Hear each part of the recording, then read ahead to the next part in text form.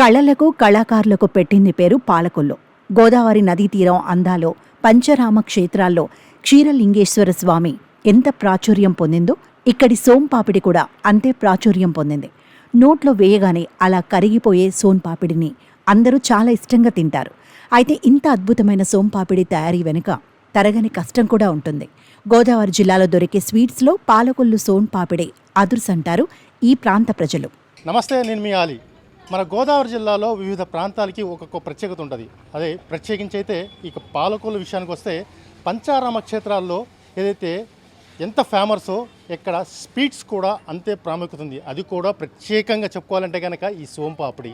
So ఈ పాపిడి ఎలా తయారు చేస్తారు అండ్ ఈ పాపిడి తయారు చేసి ఎంతమంది ఆధారపడి బతుకుతుంటారు అంటే చాలామంది అని చెప్పవచ్చు.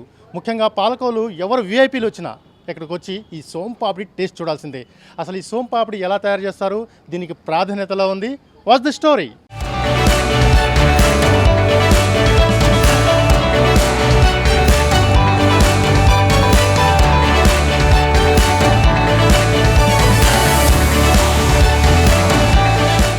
పాలకొల్లులో తయారు చేసే సోంపాపిడిని సినీ అగ్రనాయకులకు సైతం ఆర్డర్ వేసి మరీ తెప్పించుకుంటారు. అన్ని ప్రాంతాల్లో లభ్యమయ్యే సోంపాపిడికి పాలకొల్లులో లభ్యమయ్యే సోంపాపిడికి చాలా వ్యత్యాసం ఉంటుంది. అందుకే ఈ పాలకొల్లు సోంపాపిడి ఎంతో ప్రాచుర్యం పొందింది. గత 60 సంవత్సరాలుగా పాలకొల్లు గుత్తులవారిపేటలో అనేక సోంపాపిడి కార్ఖానాలు దర్శనమిస్తాయి. వీటిపై ఆధారపడి చాలా కుటుంబాలు ఉపాధి పొందుతున్నారు. ఎటువంటి రసాయన పౌడర్, కెమికల్స్ వాడకుండా సోంపాపిడి తయారు చేస్తామని ఇక్కడి వారు చెబుతున్నారు. ప్రత్యేకత అంటే పాపిడి టేస్ట్ అలా ఉంటుందండి. ఇక్కడ చేసి పాలకొల్లు పాపిడి అంటే ప్రత్యేకత అంటే ఎంతో పేరు వెళ్ళిపోయింది. నా చిన్నప్పుడు మా నాన్నగారు అమెరికా రమ్మన్నారు, వెళ్ళలేదు. అమెరికా వాళ్ళు చేయించుకున్నారు. ఇలా ఒక పాకం లాగినందుకు అప్పుడు ఎంతోగాని ఇచ్చారంటండి, ఎంతో గొప్పగా చెప్పుకున్నారు. అయితే ఈ పాలకొల్లు పాపిడి అంటే పేరు ఉంది. అమెరికా వెళ్తుంది, కోయిట వెళ్తుంది, బొంబాయి వెళ్ళింది, వైజాగ్ వెళ్తుంది. మొత్తం ఊర్లన్నీ మేము కూడా ఇప్పుడు అమ్ముతాం. ఇప్పుడు వైజాగ్ పంపానండి, నేను హైదరాబాద్ కూడా పంపుతాను. అలాగే కోయిట కూడా చాలామంది అట్టుకెళ్తారు. పొద్దున్న కోయిట వెళ్ళింది. అలాగే దేశాలు వెళ్తుంది, మంచి పేరు వస్తుందండి. క్వాలిటీ అయితే మటుకు మా దగ్గర చాలా బాగుంటుంది.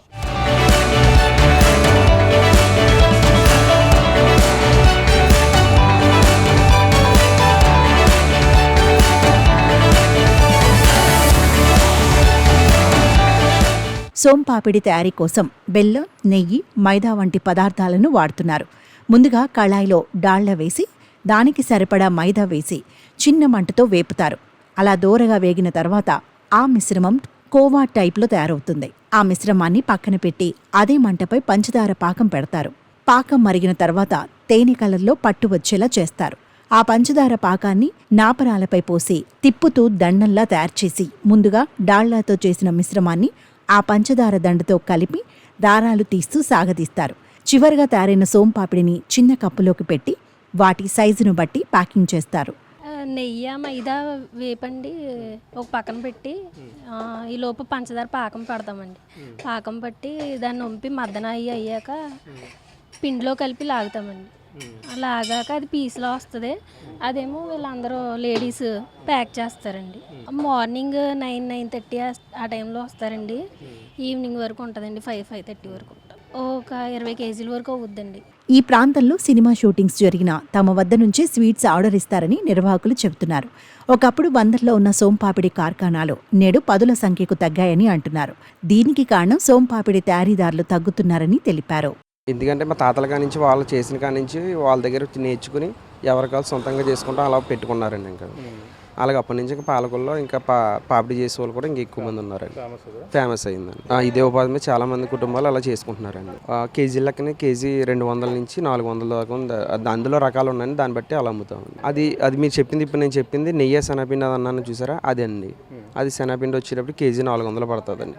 ఇది నార్మల్ మైదాది వచ్చేటప్పటికి 200 పడుతుందండి. అందరూ మంచిగా విఐపీలో పట్టుకెళ్ళేది అయితే కేజీ 400 పడుతుంది. అది శనగపిండి, నెయ్యి శనగపిండి పట్టుకెళ్తారండి. చూసారు కదా పాలకొల్లులో సోంపాపిడి యొక్క ప్రత్యేకత, దీని తయారీ విధానం కూడా. ఎందుకంటే ఈ సోంపాపిడి ఎక్కడే పుట్టిందని చెప్పి వీళ్ళు చెప్తున్నారు. అయితే తరతరాలుగా ఇక్కడి నుంచి సోంపాపిడి తయారు చేసి ఎన్నో కుటుంబాలు ఆధారపడి ఉన్నాయి. అట్ ద సేమ్ టైం ఇక్కడ ఈ సోంపాపిడికి అంత చరిత్ర కూడా ఉందని చెప్పవచ్చు. ఏ వివాహాది శుభకార్యాలైనా సరే పాలకొల్లు సోంపాపిడి వచ్చిందా లేదా అని చెప్పి ఎదురు చూస్తూ ఉంటారు, అలాగే విందులో చూస్తూ ఉంటారు. మరో మంచి ఎపిసోడ్తో మళ్ళీ మీ ముందుకు వస్తాను. కెమెరా మహితో ఆలి, పాలకొల్లు నుంచి.